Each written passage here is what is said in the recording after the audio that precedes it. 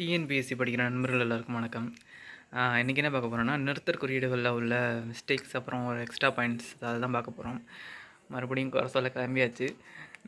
First பார்த்திங்கன்னா இந்த ஒற்றை மேற்கோள் குறி வருமானங்கள் இருக்குல்ல, இதுக்கான பாயிண்ட்ஸில் பார்த்திங்கன்னா இந்த இடத்துல நல்ல என்பது குறிப்பு பெயரச்சம்.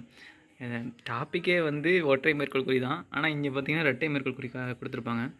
அது 8th செகண்ட் டேர்மில் பேஜ் நம்பர் 22 இதில் பாருங்கள், நல்ல என்பது குறிப்பு பெயரச்சம் சிங்கிள் கொட்டேஷன் தான் கொடுத்துருக்காங்க.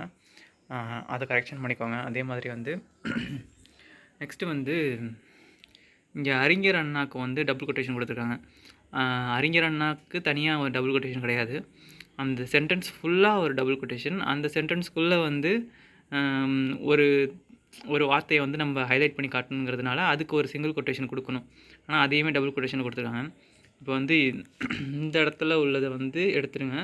அதே மாதிரி இங்கே உள்ளதுக்கு சிங்கிள் கொட்டேஷன் கொடுக்கணும். கூட்டத்தின் தலைவர் அறிஞர் அண்ணா அவர்கள் இப்போது தலைப்பில் இனம் தலைப்பில் பேசுவார் அப்படின்னு சொல்லிட்டு கொடுத்துருக்காங்க. அதாவது ஒரு கொட்டேஷனுக்குள்ளே இன்னொரு வார்த்தையை நம்ம ஹைலைட் பண்ணி காட்டணுன்னா அங்கே சிங்கிள் கொட்டேஷன் தான் யூஸ் பண்ணணும். அது இங்கே இருக்குது பாருங்கள். அறிஞர் அண்ணா அவர்கள் இப்போது தலைப்பில்லை என் தலைப்பில் பேசுவார், சிங்கிள் கொட்டேஷன் தான் கொடுத்துருக்கு. அறிஞர் அண்ணாக்கு க்ளோஸ் டபுள் கொட்டேஷன் கிடையாது.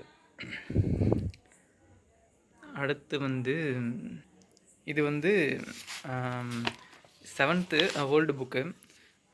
இதில் லாஸ்ட்டு பேஜில் இந்த இருக்குது, நிறுத்தற் குறியீடுகளுக்கான இது இருக்குது. இதில் பார்த்திங்கன்னா நூலின் பெயர், பழமொழி, இந்த மாதிரி விஷயத்துக்கெலாம் நம்ம சிங்கிள் கொட்டேஷன் தான் யூஸ் பண்ணணும் அப்படின்னு சொல்லி கொடுத்துருக்காங்க. அதையுமே நோட் பண்ணி வச்சுக்கோங்க. அதே மாதிரி எந்த இடத்துல அந்த சிங்கிள் கொட்டேஷனை யூஸ் பண்ணக்கூடாது அப்படின்னு கொடுத்துருக்காங்க. எங்கன்னா வண்ணம் இடும்போதும், தடித்த எழுத்துக்களில் எழுதும்போதும், அடிக்கோடி இடும்போதும் இக்குறித்து இட தேவையில்லை. அதாவது அந்த லெட்டர்ஸ் சப்போஸ் இந்த இதை தலைப்பில்லைன்னு இருக்குல்ல, அதை கலர்லையோ இல்லைனா போல்டான லெட்டர்லையோ அப்படி இல்லைனா அண்டர்லைன் பண்ணியோ கொடுத்துருந்தாங்கன்னா நம்ம இந்த இது போட தேவையில்ல, ஒற்றை மேற்கோள் குறி போட தேவையில்ல அப்படின்னு சொல்லியிருக்காங்க. அப்புறம் இது 12th old book, page number 193. இதில் இந்த கொடுத்துருக்காங்க பாருங்கள். இந்த உணர்ச்சிக்குரிய 2 வாட்டி யூஸ் பண்ணக்கூடாது அப்படின்னு கொடுத்துருக்காங்க. அந்த பாயிண்ட்டுமே இதில் மிஸ்ஸிங்னு நினைக்கிறேன். அதையுமே நோட் பண்ணிக்கோங்க. அதே மாதிரி இந்த 10thலேயே காற்புள்ளிக்கு, அதாவது கமாவுக்கு ஆதலால், ஆகவே, இந்த மாதிரி சொற்களுக்கு அப்புறம் கமா போடணும் அப்படின்னு சொல்லியும் கொடுத்துருக்காங்க. இந்த பாயிண்ட்டையும் நோட் பண்ணி வச்சுக்கோங்க. ஓகே, இதுதான் இதில் மிஸ் ஆன பாயிண்ட்ஸு. இதெல்லாம் பார்த்து இது பண்ணிக்கோங்க. அதே மாதிரி இதுலேயுமே இந்த ப்ராக்டிஸ் கொஷின்லேயுமே ஒரு சில மிஸ்டேக்ஸ்லாம் இருக்குது. நம்ம மிஸ்டேக்கோடு அந்த ப்ராக்டிஸ்லாம் பண்ணோன்னா கொஞ்சம் தலை சுத்தம் தான். இருந்தாலும் நீங்கள் இதை நல்லா படிச்சுட்டு வேறு புக்கிலே உள்ளதை நல்லா ப்ராக்டிஸ் பண்ணி பார்த்துட்டு அதுக்கப்புறம் இதுக்குள்ளே வாங்க. இதில் வந்தீங்கன்னா அதுக்கப்புறம் இதில் உள்ள மிஸ்டேக்கும் தெரிஞ்சிடும் உங்களுக்கு, என்ன மிஸ்டேக் இருக்குது அப்படின்னு சொல்லிட்டு. அதனால் புக்கை நல்லா படிச்சுட்டு அதில் உள்ள எக்ஸாம்பிள்ஸை நல்லா ப்ராக்டிஸ் பண்ணிட்டு அதுக்கப்புறமா இதுக்கு வாங்க. அப்புறம் இந்த லகர வேறுபாடு இருக்குல்ல, இதில் ஒரு எக்ஸ்ட்ரா டிப்ஸ் மாதிரி வச்சுக்கோங்க.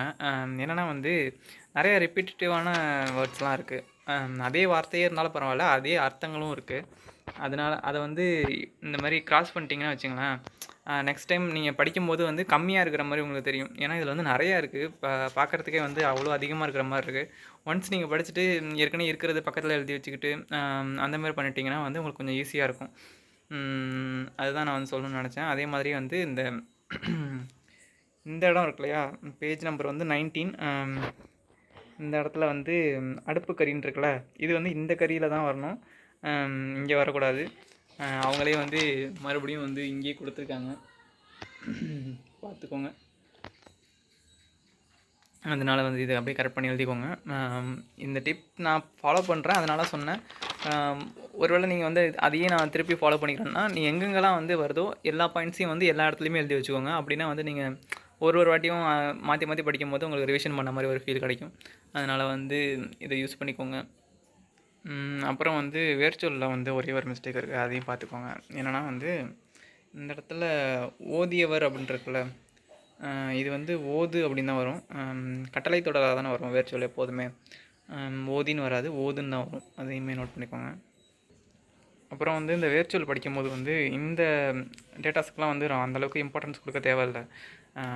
எப்போதுமே வந்து இந்த நம்ம அந்த எக்ஸாம்பிள்ஸ் மூலிமா வந்து வேர்ச்சொல் கண்டுபிடிக்கிறது தான் வந்து இதில் முக்கியம். இது வேர்ச்சொல் வந்து எப்படி வந்துச்சு, எங்கேருந்து வந்துச்சு அதெல்லாம் வந்து தேவையில்ல. சும்மா ஒரு ரீட் பண்ணிக்கோங்க, என்ன இருக்குன்னு பார்த்துக்கோங்க. முக்கியம் வந்து இது தான், இந்த டேட்டாஸ் தான் முக்கியம், அதை பார்த்துக்கோங்க. அப்புறம் வந்து இந்த புரிந்து கொள்ளுதும் திறன், ஊமை தொடரின் பொருள் அறிதல், இதில் வந்து பார்த்திங்கன்னா வந்து இங்கே இருக்கு இல்லையா, பிஞ்சிலையே படுத்தது போல் அப்படிங்கிறது இருக்குல்ல, இது வந்து முதிர்ச்சியின்மை அப்படிங்கிற அர்த்தத்தில் தான் வரும். அறிவுச்சிறப்புடன் சிறுவயதிலே இருத்தல் அப்படிங்கிறது வந்து அவ்வளோ ஆப்டாக இல்லை. ஏன்னா வந்து நான் தேடி பார்த்தேன், எல்லாருமே வந்து பிஞ்சிலே படுத்ததுக்கு வந்து சின்ன வயசுலேயே வந்து கெட்டு போனது, கெட்டு போயிட்டாங்க, அதாவது இந்த வயசுக்கு இந்த அளவுக்கு அறிவு அதாவது இந்த வயசுக்கு இவ்வளோ தெரிஞ்சிருக்கக்கூடாது அப்படிங்கிற மாதிரி அர்த்தத்தில் தான் எல்லாருமே வந்து போட்டிருந்தாங்க. அதனால் பிஞ்சிலே படுத்தது வந்து முதிர்ச்சியின்மை தான். இது ப்ரீவியஸ் கொஷின் வேறு, பார்த்துக்கோங்க. அப்புறம் நான் டைம் கிடச்சதுன்னா அந்த ஓமை தொடருக்கு வந்து என்னென்ன கதை இருக்குது அப்படின்னு சொல்லிட்டு, ஒரு சில இதுக்கெல்லாம் கதை இருக்குது. இந்த ஆப்பசைத்த குரங்கு போல், அதே மாதிரி இந்த கார்த்திகை மாதம் கொண்ட பிறை, இதெல்லாம் ஒரு சில பேருக்கு தெரியும், ஒரு சில பேருக்கு தெரியாது. நான் முடிஞ்சால் அதையுமே வீடியோவாக போடுறேன். அவ்வளோதான். எல்லாம் நல்லா படிங்க. தேங்க்யூ.